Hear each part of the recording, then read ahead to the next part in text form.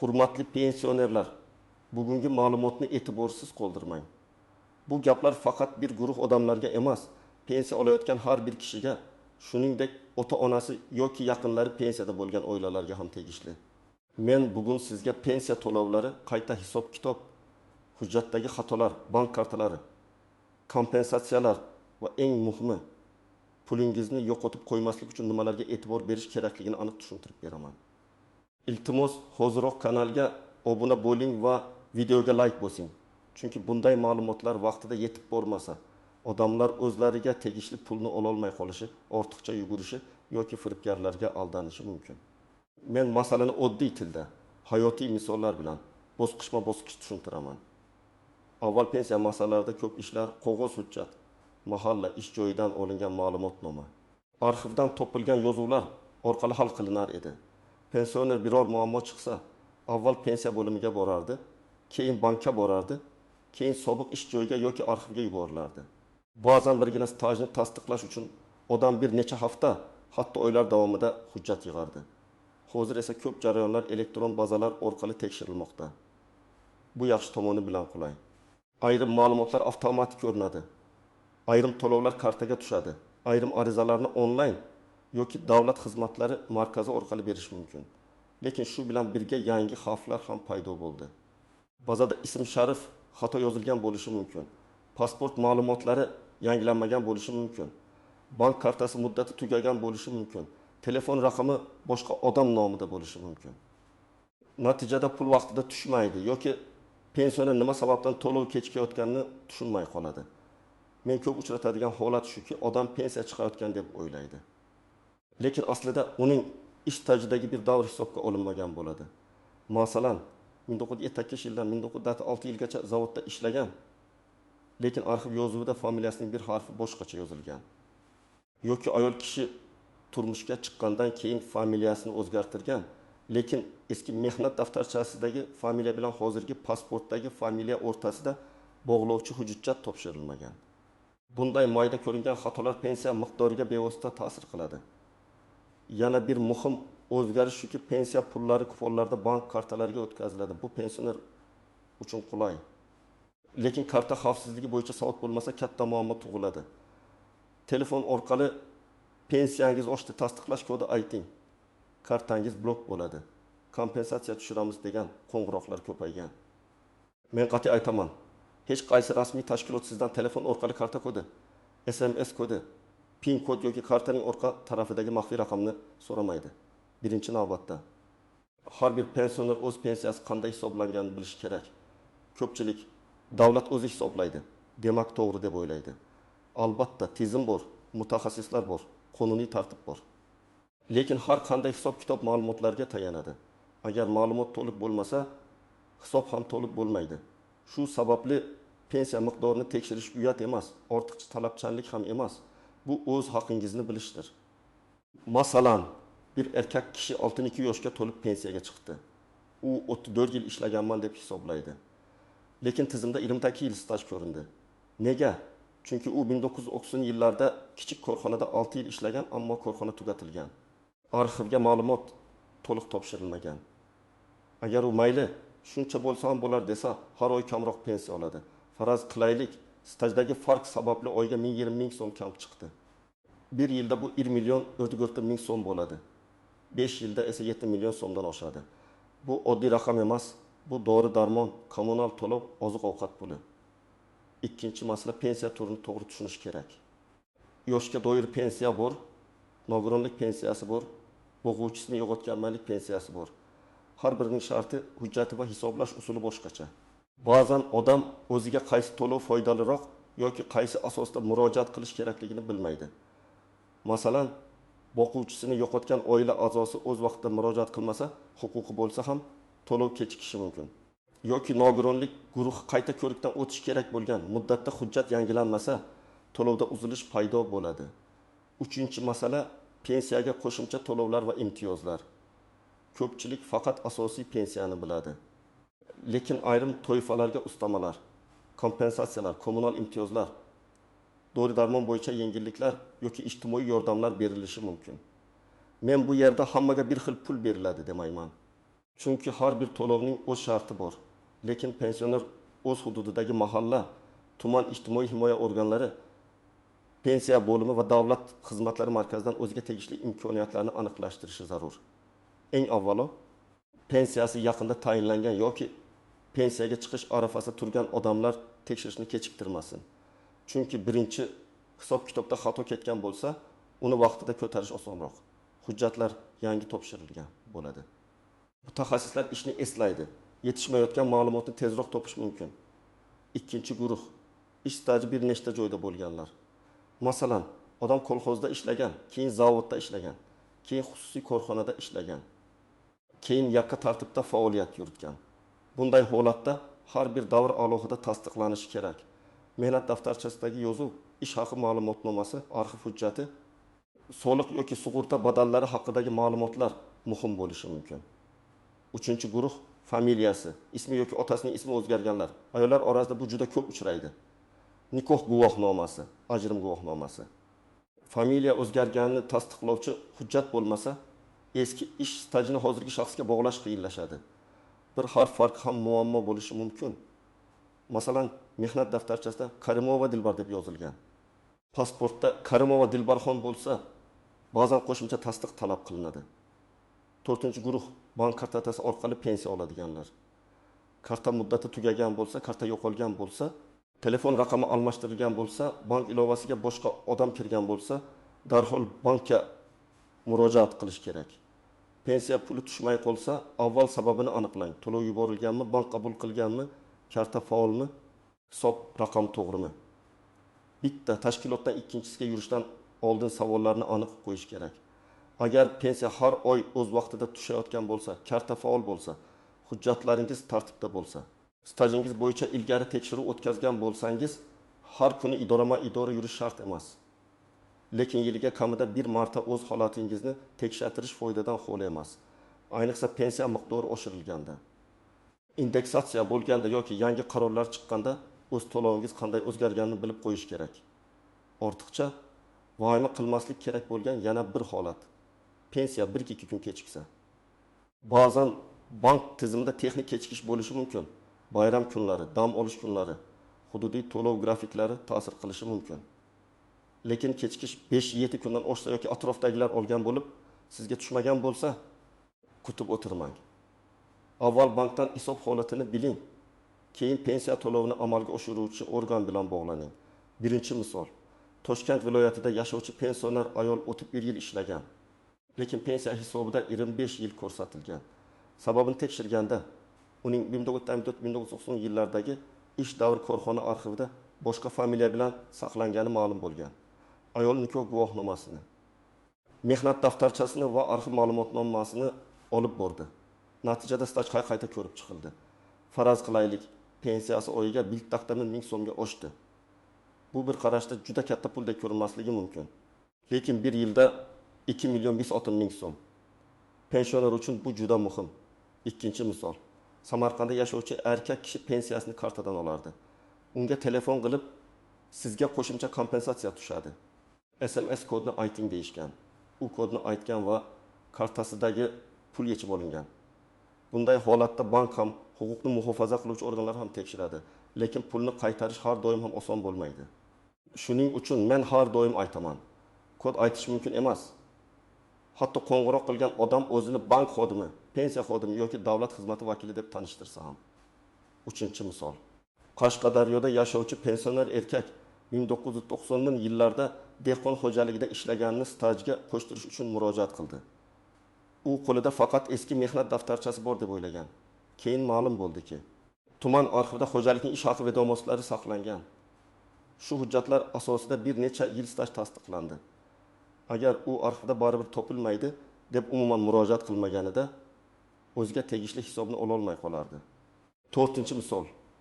Bir pensioner ayol bank kartasining muddati tugaganini bilmagan. Pensiya yuborilgan, lekin karta faol bo'lmagani uchun puldan foydalana olmagan. U 3 hafta davomida pensiya tushmadi deb o'ylab yurgan.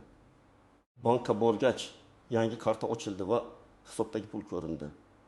Bu holatda muammo pensiya tayinlashda emas, bank kartasi holatida bo'lgan. Demak, sababni to'g'ri topish juda muhim. Endi eng ko'p chalkashadigan joylarga o'tamiz. Birinchi nozik jihat, hamma ish davri ham avtomatik ravishda stajga qo'shilib ketmaydi. Agar ish rasmiy bo'lmagan bo'lsa, hujjat bilan tasdiqlanmasa yoki badallar to'lanmagan bo'lsa, uni hisobga kiritish qiyin bo'lishi mumkin. Odam men ishlaganman, hamma biladi deydi. Lekin pensiya hisobida hamma biladi degan gap yetarli emas. Hujjat kerak bo'ladi. Guvohlarning ko'rsatmasi ayrim holatlarda yordam berishi mumkin, lekin asosiy kuch baribir rasmiy hujjatda. Ikkinchi nozik jihat. Ish haqi ma'lumotnomasi. Pensiya miqdoriga ayrim davrlardagi ish haqi ta'sir qilishi mumkin. Agar hujjatda o'ylab to'g'ri ko'rsatilgan, nol yozilgan yoki ma'lumot yo'q bo'lsa, pensiya pastroq chiqishi ehtimoli bor.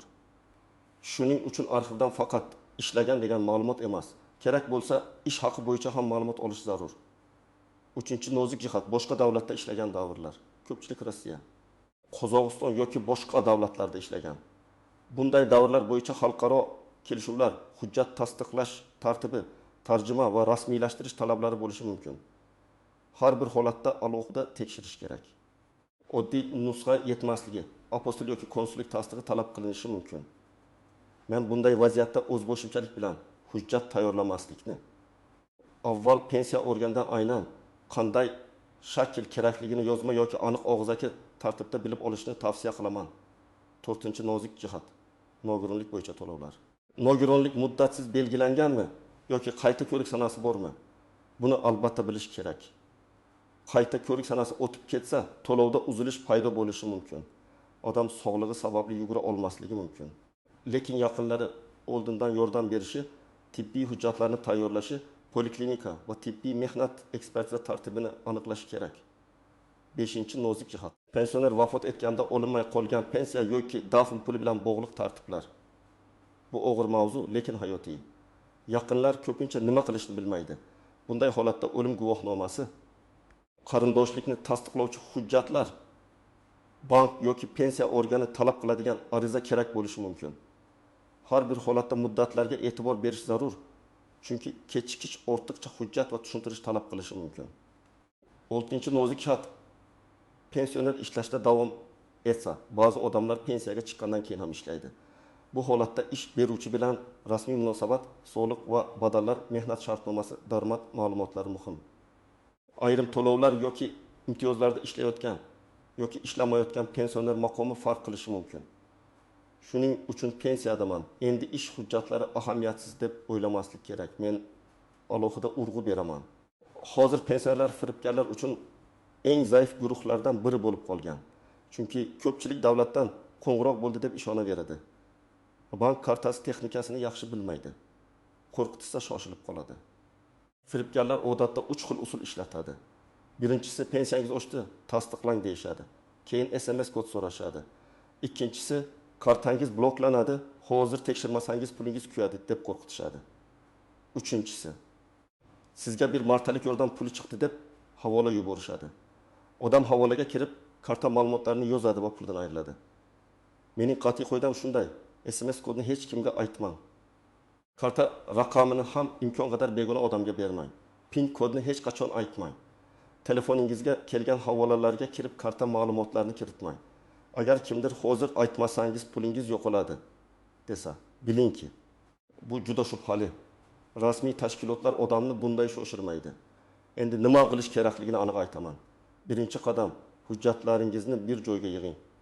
Pasportga ID karta, pensiya guvohnomasi, mehnat daftarchasi, nikoh yoki familiya o'zgarishi haqidagi guvohnoma, harbiy xizmat hujjatlari, diplom, bola parvarishi bilan bog'liq hujjatlar, arxiv ma'lumotnomalari, ish haqi ma'lumotnomalari bo'lsa, hammasini alohida papkaga soling. Nusxalarini ham tayyorlab qo'ying. Ikkinchi qadam, pensiya hisobingizni tekshirtiring. Tuman yoki shahar pensiya bo'limiga, davlat xizmatlari markaziga yoki tegishli rasmiy elektron xizmatlarga murojaat qiling. Savolni umumiy bermang. Mening pensiyam to'g'rimi deyish o'rniga, mening ish stajim necha yil deb olingan, qaysi davrlar hisobga kiritilgan, qaysi davrlar kiritilmagan, ish haqi qaysi ma'lumotlar asosida hisoblangan deb so'rang. Savol aniq bo'lsa, javob ham aniqroq bo'ladi. 3-qadam. Agar kamchilik topsangiz, yozma ariza bering. Og'zaki gap bilan cheklanib qolmang.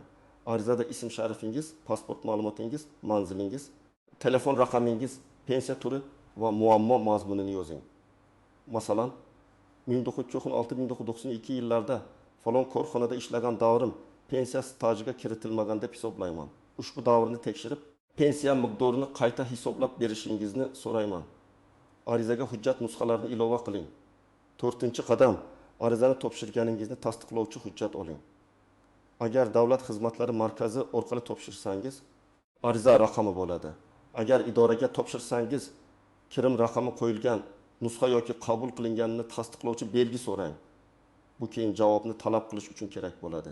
5-qadam, arxiv bilan ishlang. Sobiq ish joyingiz yopilgan bo'lsa, tuman, viloyat yoki idoraviy arxivga murojaat qiling. Arizada korxona nomi, ishlagan yillaringiz, lavozimingiz, o'sha paytdagi familiyangizni yozing. Agar korxona nomi o'zgargan bo'lsa, eski va yangi nomini ko'rsatishga harakat qiling. Arxiv xodimi sizning fikringizni emas, izlash uchun aniq ma'lumotni ko'radi. Shuning uchun qancha aniq ma'lumotni ko'radi, hujjat topilish ehtimoli shuncha yuqori bo'ladi. 6-qadam. Bank kartangizni tekshiring. Karta muddati qachon tugaydi? SMS xabarnoma qaysi raqamga ulangan? Mobil ilovaga kim kirishi mumkin? PIN kodni kim biladi? Shularni nazorat qiling. Agar telefon raqamingizni almashtirsangiz, bankka borib yangilang. Agar kartangiz yo'qolsa, darhol blok qildiring. Pensiya tushadigan kartani qarindosh, qo'shni yoki tanishga berib qo'yish xavfli.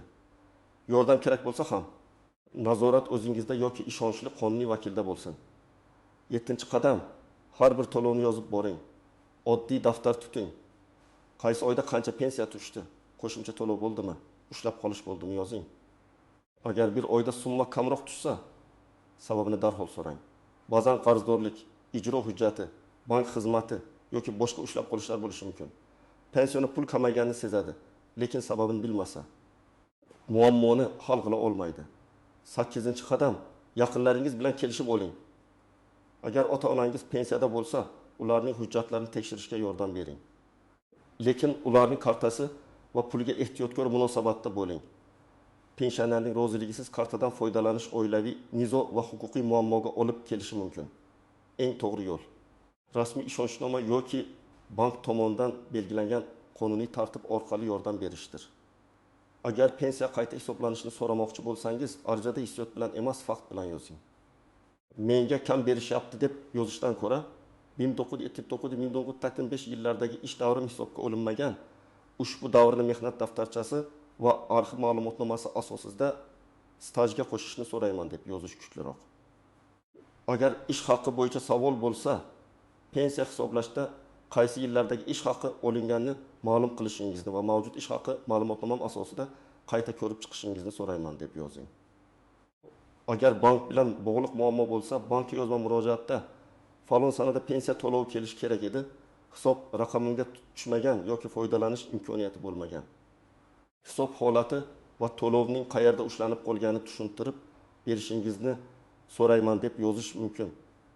Muhimi sana, summa karta yoki hisob raqamining oxirgi raqamlari, telefon raqami aniq bo'lsin. To'liq karta raqamini har yerga yozib tarqatish shart emas. Agar firibgarlik bo'lsa, vaqt yo'qotmang. Bankka darhol qo'ng'iroq qilib kartani blok qildiring, keyin ichki ishlar organlariga ariza bering.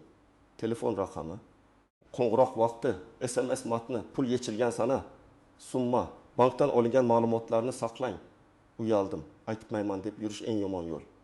Firibgarlar aynan odamlarning uyalishi va qo'rqishidan foydalanadi. Bugungi asosiy fikr shuki, pensiya masalasida befarlik qimmatga tushadi. Hujjatdagi bitta harf xatosi, stajdagi bir necha yilning kiritilmagani. Karta muddatining tugashi yoki SMS kodni begona odamga aytish pensionerning puliga bevosita zarar yetkazadi. Men sizga vahima qilishni emas, tartibli harakat qilishni aytyapman. Hujjatlaringizni yig'ing. Pensiya hisobingizni tekshirtiring. Tushunmagan joyingiz bo'lsa, yozma savol bering. Bank kartangizni himoya qiling va hech kimga maxfiy kodlarni aytmang. Agar siz yoki yaqinlaringiz pensiya olayotgan bo'lsa, bu ma'lumotni albatta ularga yetkazing. Izohlarda yozing. Sizda pensiya kechikishi, qayta hisoblash, staj yoki bank kartasi bo'yicha muammo bo'lganmi? Tajribangiz boshqa odamlarga yordam berishi mumkin. Videoga like bosing, kanalga obuna bo'ling va qo'ng'iroq belgisini yoqib qo'ying. Chunki keyingi videolarda ham pensionerlar, nafaqalar, imtiyozlar va huquqlaringiz bo'yicha eng muhim masalalarni oddiy tilda tushuntirib boraman.